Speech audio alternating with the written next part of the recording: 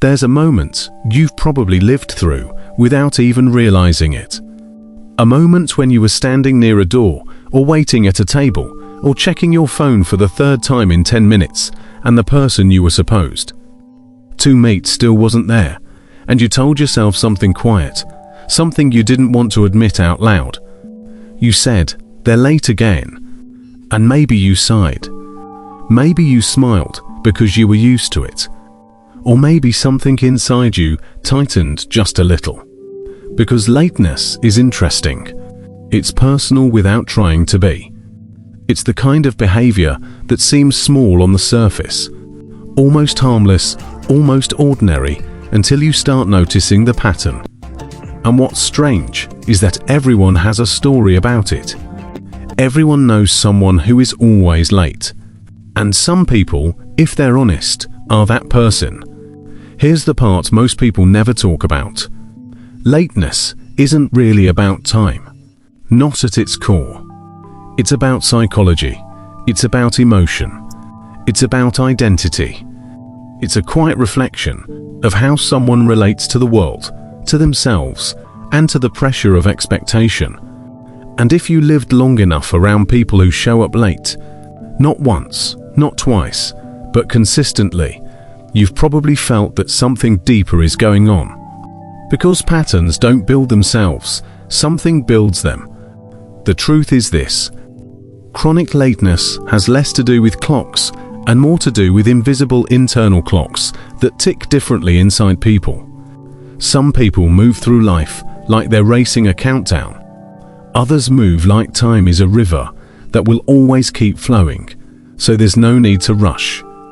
And then there are people stuck somewhere between those extremes, where time feels like both a friend and a foe.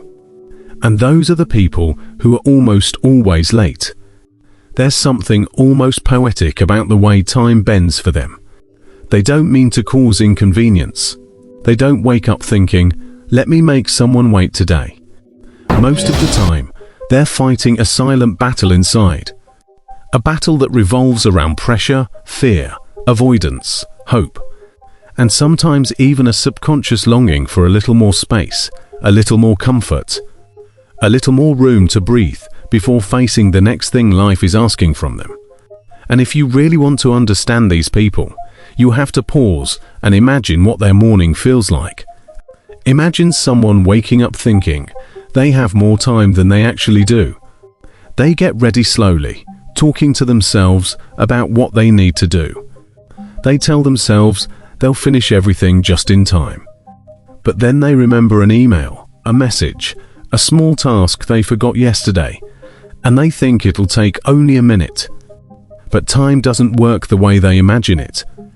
Their internal estimate is almost always off, not because they're careless, but because their brain calculates time based on intention instead of reality.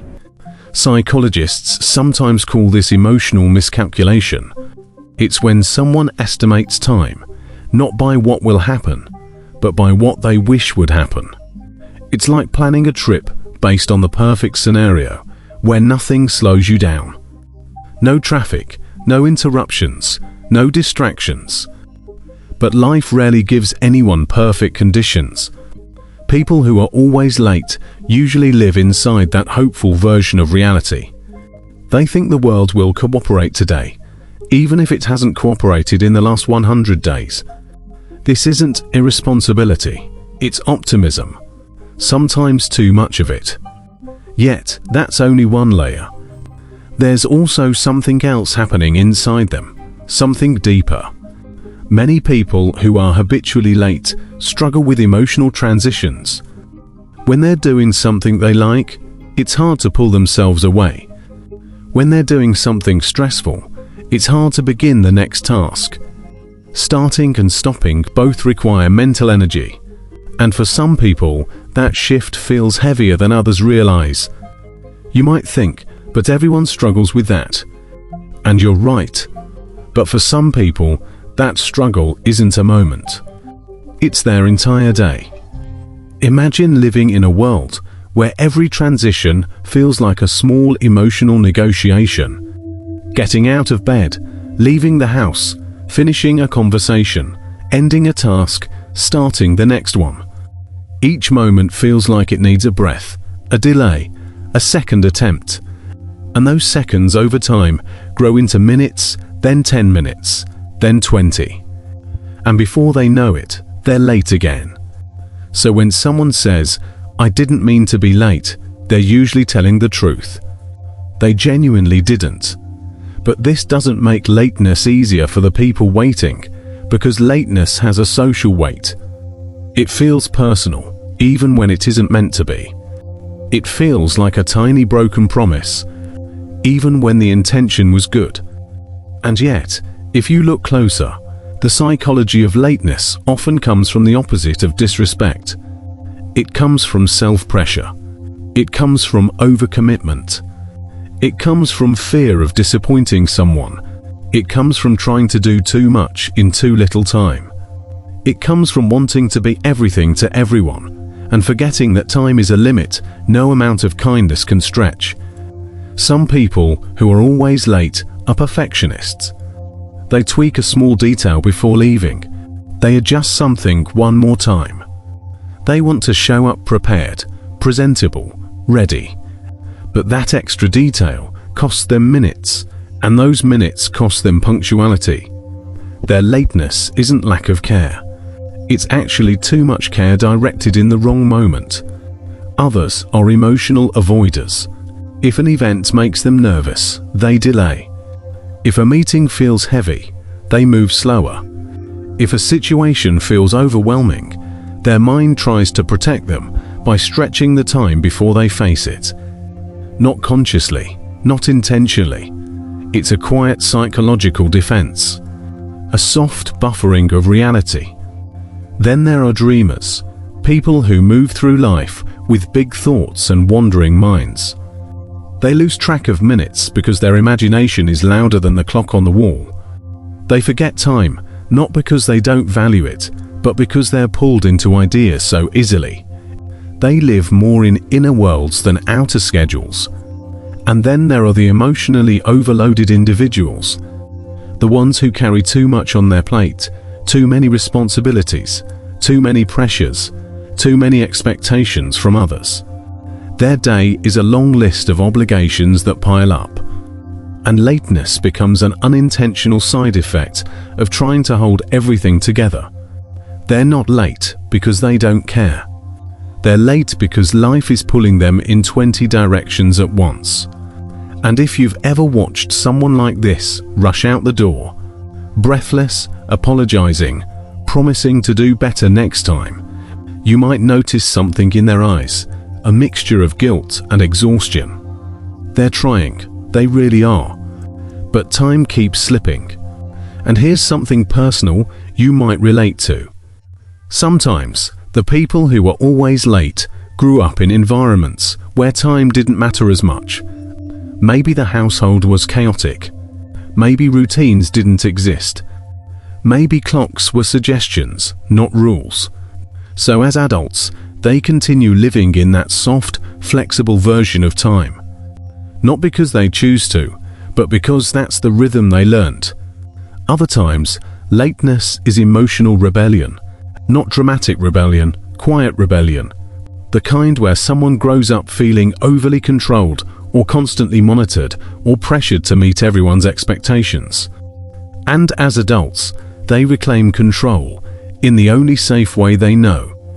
By dragging time a little, by resisting the schedule without openly resisting it. Lateness becomes a small whisper of independence. Then there are people for whom lateness is tied to self-worth. They underestimate how long things take because they underestimate themselves. They think I can do this quickly when deep down they fear they can't. They rush into many tasks. They stretch themselves thin. They stand in front of the mirror, fixing small imperfections because they worry about being judged. They try to do everything perfectly and end up doing everything late. And maybe, if you're honest, you've seen parts of yourself in these descriptions. Or maybe you've felt the frustration on the other side of it. Maybe you've waited for someone you care about, and wondered why they can't just be on time. Or maybe you're the one who walks in apologizing, feeling like you're arriving not just late, but already behind in life. But the deeper truth is this: people who are always late usually don't value being late. They value something else more: comfort, care, approval, calm, escape, imagination, or quiet emotional processing. Time becomes the thing they sacrifice to protect those deeper needs. But there's another layer, one most people never realize. People who are always late often live in a state of micro-optimism. They believe they can do more in less time than reality allows. They believe things will go smoothly today. They believe traffic won't be bad. They believe they can fix one more thing before leaving. They believe this time will be different. And it's ironic because this optimism, while charming in many areas of life, becomes the exact reason they fall behind schedule. Their relationship with time becomes a cycle. Hope, underestimation, rush, regret, repeat. And this cycle creates a quiet emotional burden, because behind every apology, behind every late arrival, behind every "I'll do better next time," there's a quiet self-criticism forming inside them. They feel disappointed in themselves. They feel embarrassed. They feel frustrated. And sometimes they even feel misunderstood because their lateness has nothing to do with how much they care. And here's where it gets even more interesting. Many chronically late individuals are actually incredibly reliable in deeper ways. They show up emotionally. They show up when someone needs them. They stay up late helping a friend. They remember birthdays. They care intensely. Their punctuality doesn't reflect their loyalty. It reflects their internal rhythm, not their internal values. But time doesn't see intention. Time sees action. And so these individuals end up caught between who they truly are and how their behavior makes others feel. And if you peel one more layer back, there's something else hidden beneath the surface. Many people who are always late genuinely believe they can change.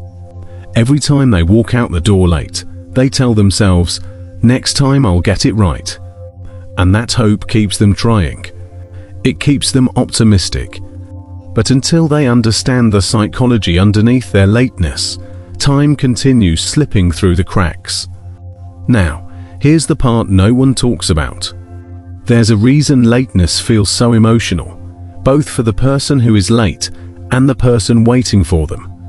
Time is one of the most respectful gifts we can give someone. It's limited. It's irreplaceable. And when someone is late, even unintentionally, it feels like a tiny imbalance in that exchange. Not a betrayal, just a misalignment. But the deeper truth, lateness is rarely about disrespect. It's about a mind trying to protect itself, or catch up, or stretch reality, or stay comfortable, or avoid discomfort, or live at a pace that feels natural to them. And the world doesn't always understand that. And that's where the real story begins. But if you really look closely at people who are always late, you'll notice something else. Something subtle, something quiet, something hidden behind their rushed footsteps and hurried apologies. Lateness often reveals how they cope with the emotional texture of life. Some people experience the world as a series of gentle steps. Others experience it as waves, and those who are always late often live in waves. Moments of intensity, moments of calm, moments of overwhelm, moments of escape. Their timing doesn't follow the clock. It follows their emotional rhythm. This is why trying to fix lateness by simply telling someone to set an alarm earlier rarely changes anything, because the issue isn't the alarm. It's the internal landscape that person is navigating. It's the weight of their thoughts, the pressure they feel, the way their nervous system responds to expectations. For some, time feels like a race. For others, time feels like a suggestion. And for people who are always late, time often feels like a story they're trying to rewrite. Moment by moment, hoping today will be the day it finally bends in their favor. Imagine someone preparing to leave the house. They look at the clock. They know they need to go, but then something happens internally. A thought appears. A distraction pulls them. A task they forgot yesterday suddenly demands their attention today. Their mind whispers, "You can finish this quickly." And then 5 minutes pass, 10 minutes pass. The clock keeps moving, but their awareness drifts. This drift isn't carelessness, it's emotional absorption. When they get pulled into something, they fall into it completely. Time disappears because their focus is intense, even if the task is small. Then the moment arrives, the realization, the sudden hit of awareness, "I'm going to be late." Their chest tightens a little. They move faster. They rush out the door. Their mind goes into urgency. And in that moment, they promise themselves again, like they've promised countless times before, that they'll do better next time. And the cycle repeats. But if you gently look underneath this cycle, there's often an emotional belief hiding there, something they've never said out loud. Some people who are always late feel uncomfortable with being early. It feels awkward. It feels like wasted time. They worry that being early will make them look too eager or out of place, or like they don't have enough going on. Being just on time feels perfect, so they try to time things perfectly down to the minute. But perfection is fragile. One small delay is enough to break that balance. Others have a very different relationship with time. They don't see minutes as units. They see them as moments. They live inside experiences, not schedules. They don't notice minutes passing because their attention is completely wrapped inside whatever they're doing. Their mind doesn't measure time linearly. It measures time emotionally, and emotional time doesn't always align with the clock. And some people are late because their days are built around survival, not structure. When your mind is juggling stress, responsibilities, worries, and expectations, time slips faster. When you're constantly mentally overloaded, your sense of time becomes blurry. A mind under pressure doesn't track minutes the same way a calm mind does. It's not avoidance, it's cognitive overwhelm. And then there's the part of lateness people rarely admit. Fear plays a role too. Not dramatic fear. Soft fear, the kind that whispers rather than shouts. Fear of being judged when they walk in. Fear of awkward moments. Fear of starting something. Fear of committing to a task. Fear of disappointing someone. Fear of being noticed. Fear of not being enough. For some people, lateness becomes a protective delay, a buffer between themselves and the moment they're walking into. It's interesting how time becomes an emotional shield, not consciously, just instinctively. And there's another side to this, one most people never think about. Some chronically late individuals use time to create space for themselves. Space to think, space to breathe, space to finish what they feel they must, space to calm their thoughts before stepping into a situation that feels unpredictable. Their lateness becomes a way of managing their internal world before facing the external one. And if you've ever met someone who is consistently late, you may notice something else. They often have beautiful qualities hidden beneath their struggle with timing. They may be deeply creative. They may be incredibly empathetic. They may be the kind of people who lose themselves in conversations and forget the world around them. They may be dreamers who see life in colors, textures, and possibilities rather than numbers and deadlines. They're often warm, thoughtful, imaginative, and emotionally expressive. Time slips for them because they're immersed in the richness of the moment. But here's the thing, Just because lateness has psychological roots doesn't mean it's harmless. And many late individuals know this. They feel the consequences, the embarrassment, the guilt, the subtle tension it creates with people they care about. They feel responsible for it, even when they don't fully understand why it keeps happening. This inner conflict creates a kind of emotional exhaustion because being consistently late isn't relaxing. It's stressful. It's a rush of adrenaline. It's a constant feeling of catching up. It's the weight of apologies. It's the worry that others might misunderstand their intentions. It's the fear of being seen as unreliable, even though in deeper ways they are incredibly dependable. And if you look closely at their life, you'll often find a recurring pattern. They're not usually late to things that bring them relief or excitement. They're late to things that bring pressure, expectation, or emotional weight. The more emotional energy something demands, the more likely they are to delay the moments they have to face it. Even if it's something positive, even if it's something they want. This emotional delay isn't a flaw. It's a coping mechanism, a quiet way of managing their inner world. And here's something else that may surprise you. People who are always late often have a distorted relationship with future time. Their mind believes the future is more spacious than it actually is. They think they will have more time later, more energy later, more clarity later, more motivation later. This belief makes them overcommit, overpromise, and underestimate the time required for even simple tasks. It's not a lack of responsibility. It's an overestimation of their future selves. Many psychologists call this planning fallacy, but in everyday language, it simply means they think tomorrow will be a better version of today.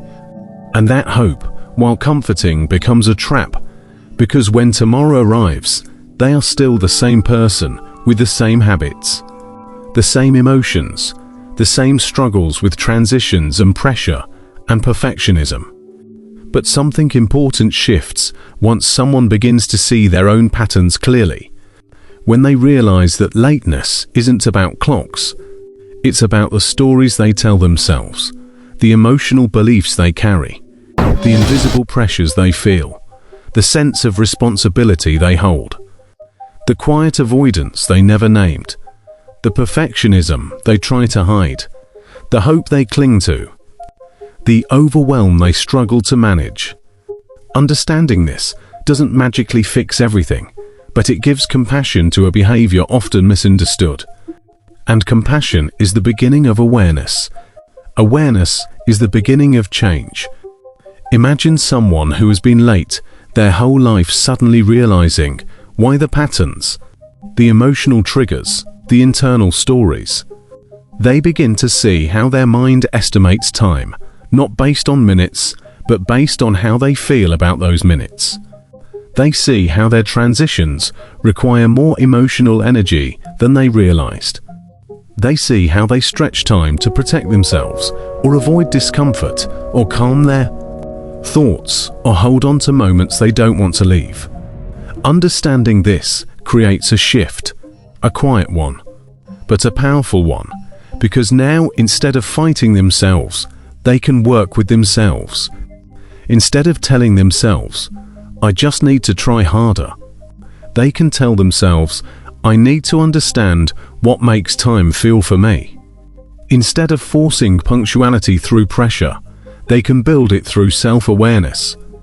Instead of seeing lateness as failure, they can see it as a signal, something that reveals where their emotional friction lives. And if you've ever struggled with lateness or loved someone who does, there's something important to remember. People who are always late usually carry more internal weight than they show. Their lateness isn't a reflection of disrespect. It's a reflection of where their emotional world and the structure of time collide. And maybe this is why lateness feels so human, because it touches the part of us that struggles to keep up. The part of us that feels overwhelmed, the part of us that gets lost in thought, the part of us that avoids discomfort, The part of us that hopes for better days. The part of us that overestimates what we can handle. The part of us that fears being judged. The part of us that longs for a few extra moments before facing the next chapter of life. But something powerful happens when someone who is always late begins to understand themselves. They start finding patterns in their own behavior. They notice which moments make time slip. They realize they rush most when they're trying too hard to be perfect. They notice they delay most when they feel anxious. They see that their time-blind optimism, while gentle and hopeful, often works against them. They begin to understand why the last 10 minutes before leaving always get lost. They begin to see how emotionally difficult transitions shape their timing more than any schedule does. And once awareness enters, small changes begin to grow. Not because someone forced them, but because the person finally understands themselves. And understanding creates a new relationship with time. One where they begin asking, "How do I feel right now?" instead of, "Why can't I do this right?" They begin preparing earlier, not out of fear of being late, but out of compassion for their future self. They begin noticing the moments that trigger avoidance and gently work through them. They begin telling themselves the truth. "I need more time than I think."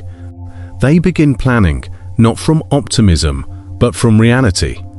And slowly something shifts. People who were once always late begin arriving on time for things that matter.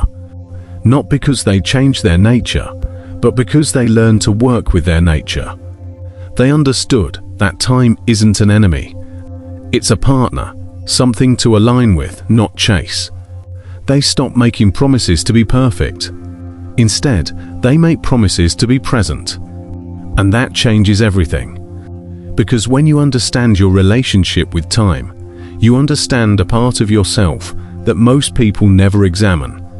You understand your fears, your habits, your emotional rhythms, your pressure points, your self-beliefs, your hidden hopes. And something even deeper happens. You begin to notice that people who are always late aren't flawed. They're human. Their lateness is a reflection of the part of all of us that struggles to align our inner world with the outer world. The part of us that wants to slow life down. Part of us that wants to hold on to moments. The part of us that feels overwhelmed by expectations. The part that wishes time would give us more space to breathe. And maybe that's why lateness is so relatable. Because even if you're not the kind of person who is always late, you know what it feels like to fall behind in life. You know what it's like to feel like time is moving faster than your heart can keep up. You know what it's like to rush into moments. You know what it's like to carry quiet guilt for not being the person you hoped you'd be. You know what it's like to overestimate your future self. You know what it's like to hide your exhaustion behind a smile and a promise that you'll do better next time. Lateness is human. It's emotional. It's psychological, and it's deeply intertwined with the way we experience the world. But the beautiful part is this: no one is stuck. Not with time, not with habits, not with emotional patterns. Once someone understands the emotional meaning behind their lateness, they begin noticing opportunities to shift. And the shift doesn't need to be dramatic. Small awareness creates small adjustments. And those adjustments create new rhythms. New rhythms create new habits. And new habits create a new relationship with time. And maybe the most powerful part of all is this: punctuality isn't the real goal. The real goal is emotional clarity. It's understanding yourself in a way that gives you back control over your life. It's knowing what you avoid, what overwhelms you, what triggers your optimism, what drains your mental energy, what makes transitions harder for you, and what makes them easier. It's learning how to be honest with yourself about your own patterns, not from judgment, but from compassion, because time becomes more manageable when your emotions become more understood. And for the people who have spent their entire lives running a few minutes behind. There comes a day, a quiet day, usually unexpected, when they realize they're no longer living in that constant rush. They feel something new, something calm, something grounded. They show up to something on time, not because they forced it, but because they allowed themselves to understand the truth about their own rhythm. And maybe that moment becomes a turning point. Not a perfect one, not a permanent one, just a gentle shift in the story they've lived for so long. Because at the end of the day, lateness isn't just about minutes. It's about self-awareness. It's about emotional patterns. It's about internal stories. It's about the way someone moves through the world. And when someone finally sees themselves clearly, even time begins to feel different. They start living not behind the clock, not ahead of it, but with it. Side by side, step by step, moment by moment. And that alignment, soft, human, imperfect, is what changes everything.